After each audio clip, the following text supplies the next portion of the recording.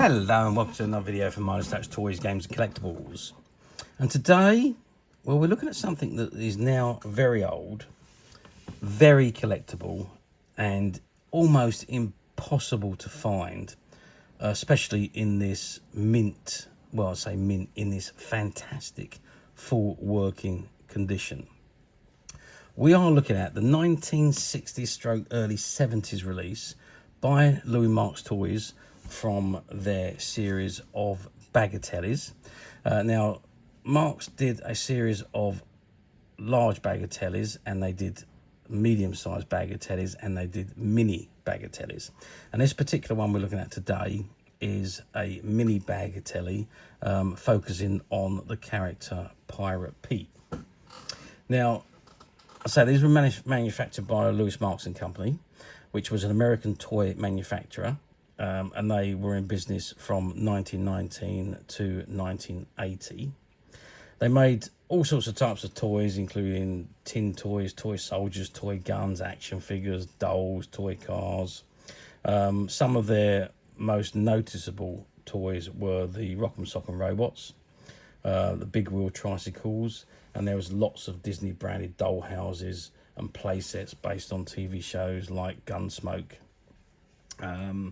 And his products were usually imprinted with a slogan, one of many Marx toys in the early days, and that went down to just the Marx logo, and in some cases just the Marx name, as the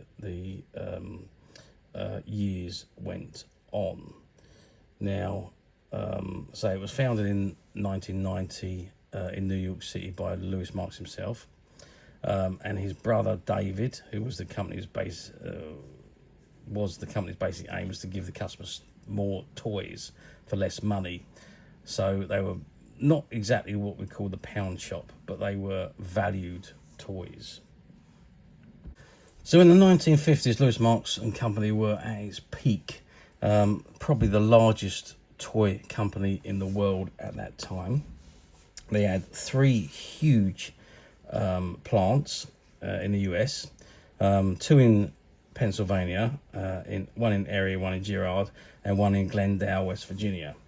The Erie plant was the oldest and largest, and the Girard plant was acquired in 1934 with the purchase of the Girard Model Works, and they produced toy trains, and the Glen plant produced toy vehicles. And additional to that, Marx operated numerous plants overseas, and in 1955, 5% of the toys Marx sold in the US were made in Japan. So like everything, all good things come to an end, and in 1972, Louis Marx sold his company to the Quaker Oats Company for $54 million, which would be around about $410 million in today's value. And he retired at the ripe old age of 76. Now, Quaker also owned the Fisher-Price brand, but struggled with Marx. They had hoped that the Marx and Fisher-Price toys would have a synergy, but the company sales patterns were far too different, and the company was also faulted for largely ignoring the trend towards electronic toys, which became big in the 70s and 80s. Eventually, Quaker closed the plants in Erie and Girard, and in early 1976, Quaker sold its Marx division to the British conglomerate Dundee Convex Marx, who previously had bought the former Marx UK subsidiary in 1967. Anyway, let's not digress any further, because this is an absolutely wonderful item from a time of over 60 years ago.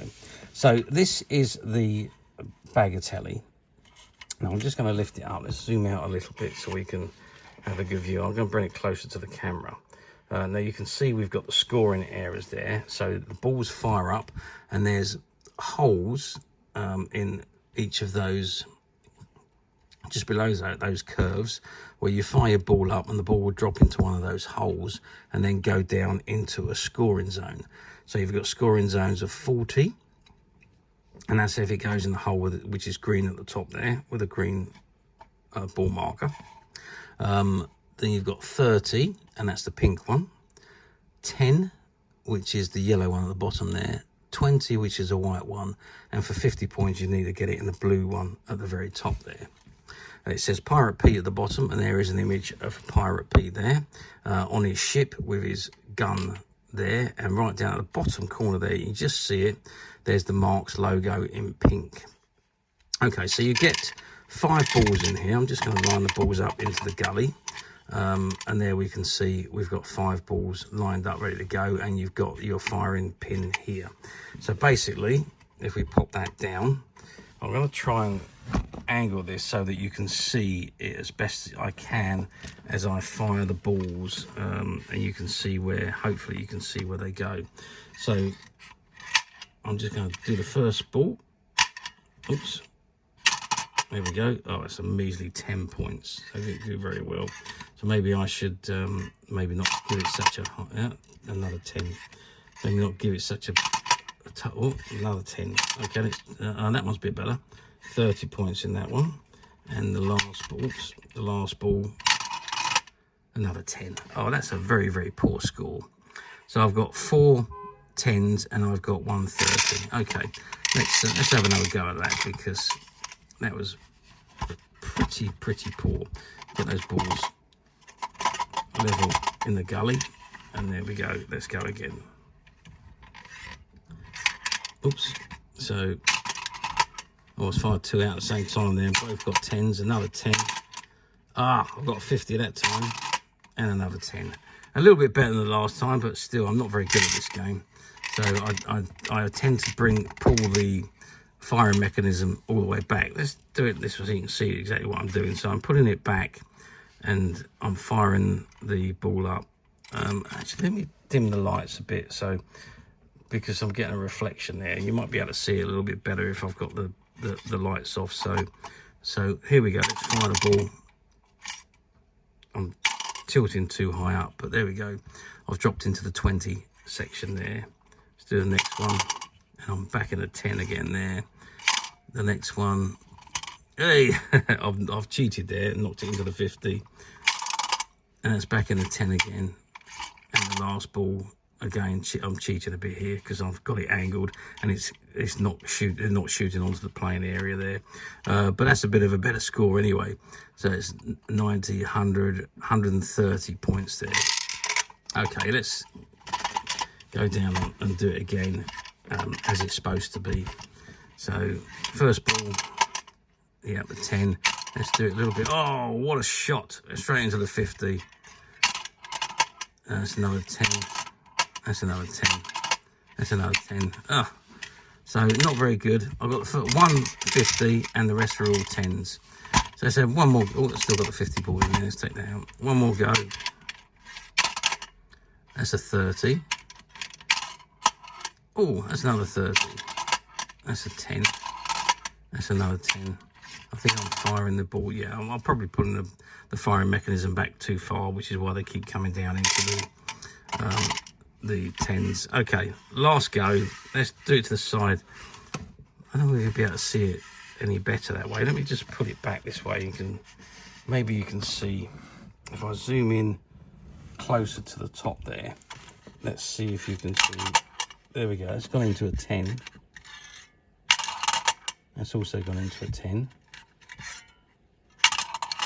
That's also gone into a 10. That's gone into a 50. And that's also gone into 50. So there we are.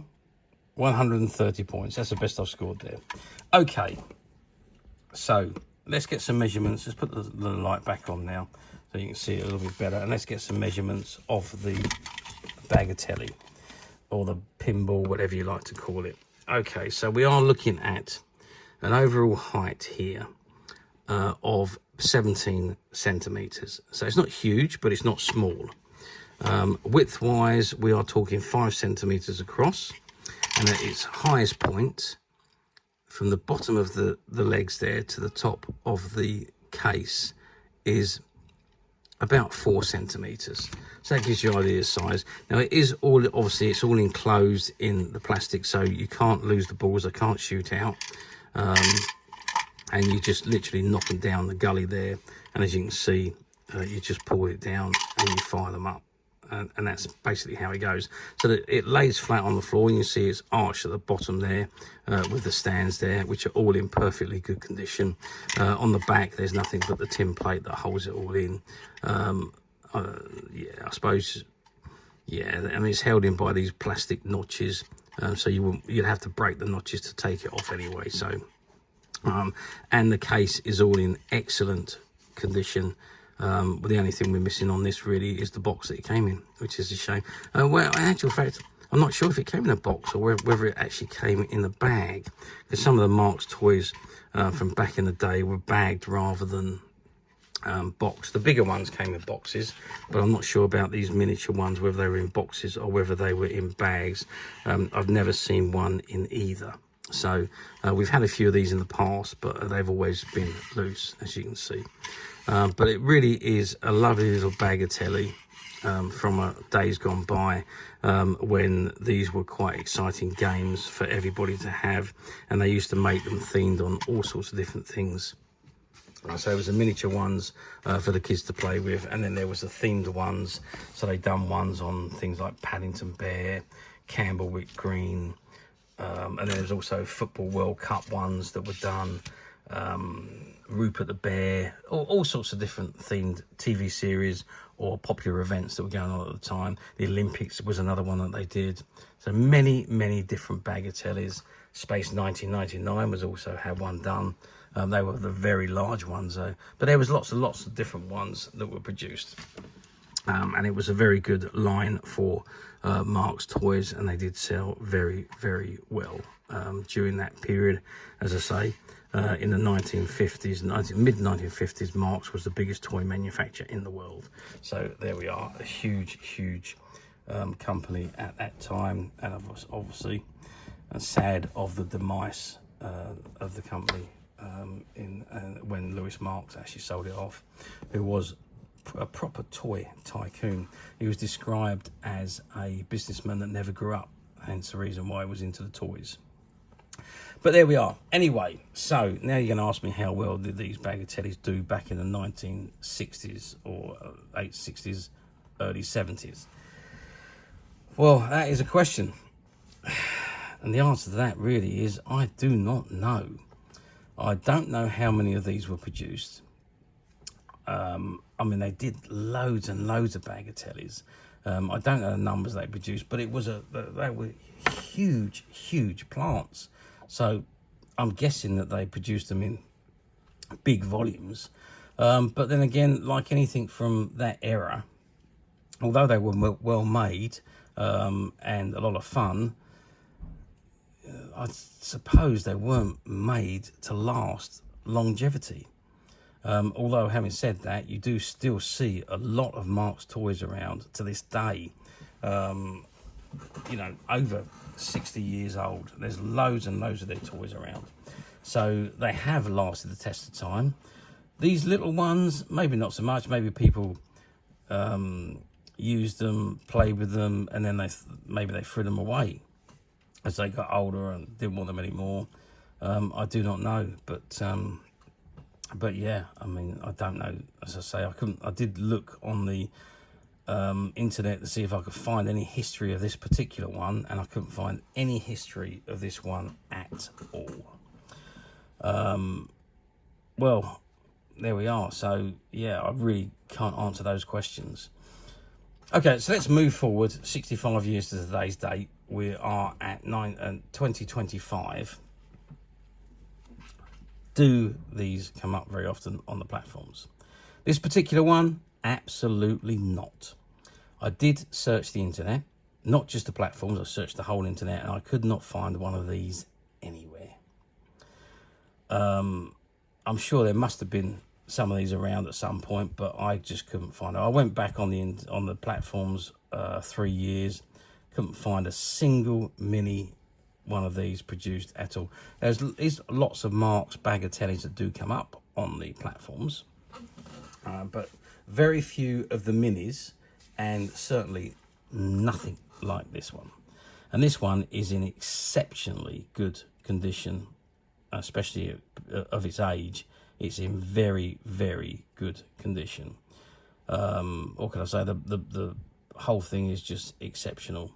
It was part of a collection that we bought from a gentleman who had been collecting Marx toys from back in the 1960s, I think it was. So we bought quite a few of the products off him. He had a whole collection of Daleks, a whole collection of Bagatelles. There were some dolls that he had there as well, some soldiers. And so we bought a lot of his collection as he was retiring, and he was moving to Spain to live out the rest of his days in the warm weather, and wanted to liquidize his collection. So we were fortunate enough to buy it, and this was amongst those items that we purchased. So like I say, very difficult to find. In fact, I couldn't find another one. So whether it's maybe a unique one these days, I do not know. But to answer the question, it doesn't come up on the platforms at all that I've found over the last few years. However, yes, we have. We've done it again. We at Midas Touch have managed to find this particular one, but we only have the one. And as of today, it is available to purchase on the Midas Touch website, which you can get to very simply by clicking the link below. It will take you straight to the website where you'll be able to find this and many, many other vintage Marx items. And many other vintage toys, games and collectibles come to that. There's over 10,000 products currently available on the website for you to view and purchase at your leisure. And don't forget to hit the subscribe button, because we're uploading videos for every new item that goes into the website. There will be something for everybody. And I'm absolutely positive this is something that you're not going to want to miss, because we literally have thousands and thousands of new items, which we're shooting videos for and uploading on a daily basis.